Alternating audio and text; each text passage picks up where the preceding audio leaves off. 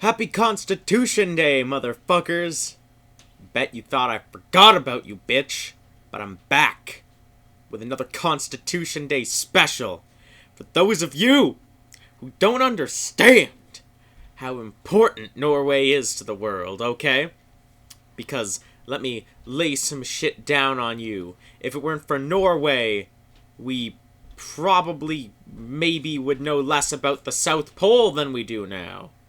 Yeah. Fucking impressive. We'd have less fish-based recipes for food, including ones that involve lye. Curing fish in lye. Yeah, that's fucking important. You all love your lye-cured fish. And without them, we also wouldn't have black metal. Yeah. Think about that next time, you're fucking going crazy over the newest Ulver album that's so popular in the mainstream. Think about that shit wouldn't happen if it weren't for Norway, okay? So, May 17th, 1814 was when Norway drafted its constitution that made it separate from Denmark until very soon after it was just forced into a personal union with Sweden after a short war, and then over the course of another 100 years, somewhat peacefully meandered its way over to independence and became an independent country. But people don't separate. They don't celebrate that separation from Sweden.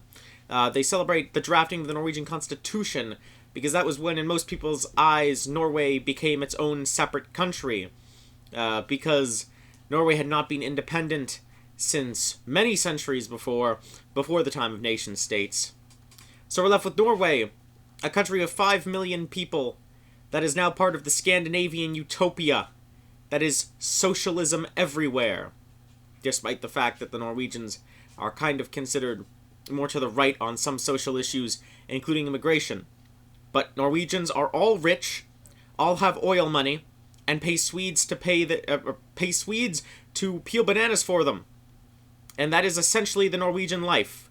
You have tons of money, roughly, 100,000 a year for everyone. You don't have as ridiculously high a tax rate as Denmark. And then you always have your generally well-stocked kitchen, your nice winter coats that you have to wear all the time because Norway is freaking cold. But what am I talking about? I live in Canada. And then you also have your skis, because God knows you're going skiing every weekend. And then you have your house Swede, who is a Swedish man or woman that you have paid an obscene amount of money for to get them to do the most basic of tasks that you could do yourself, but you're a rich Norwegian with tons of oil money, so fuck that shit. So you've got a Swede to do that for you. Good job, Norway. In all seriousness, though, I feel like Norway is kind of like the Ireland of Scandinavia. It's this incredibly depopulated little country. Well, Norway maybe not so little geographically speaking, but I live in Canada, so it's tiny. In any case, you have this small country that somehow has accomplished a relatively great degree of success and notoriety in the world. In Norway's case, that mostly has to do with the fact that they literally went and raided half of the known world back in the 700s, 800s, 900s area, around those times, the Viking era, and then later went on to become a socialist utopia. In between those times, mostly in the 20th century, they made a name for themselves by doing the most insane things that other people wouldn't do. One, of course, is living in Norway. And then another one would have to be, exploring the Antarctic, hiking across Greenland without any supplies, really, or with no chance of resupply. The Norwegians essentially made a name for themselves as being one of the most hardcore badass groups of people to ever live. And that is a tough list to get on. So now, every 17th of May, Syttende Mai, the Norwegians get together and celebrate how great it is to be Norwegian. And they just drink buckets of lye and a lot of cod and salmon. Don't ask me how the lye doesn't kill them. I assume it's because they're Norwegian and they're used to it.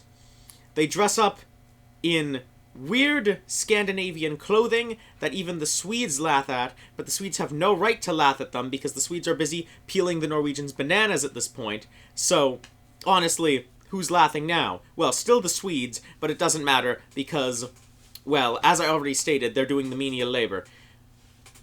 So, what can I say but congratulations, Norway.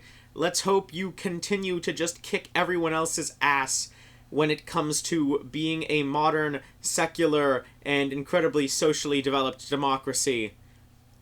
And, if you could, I don't know, maybe do a bit more of that seaborne raiding thing. I'd love to see you guys invade England again. That'd be pretty cool.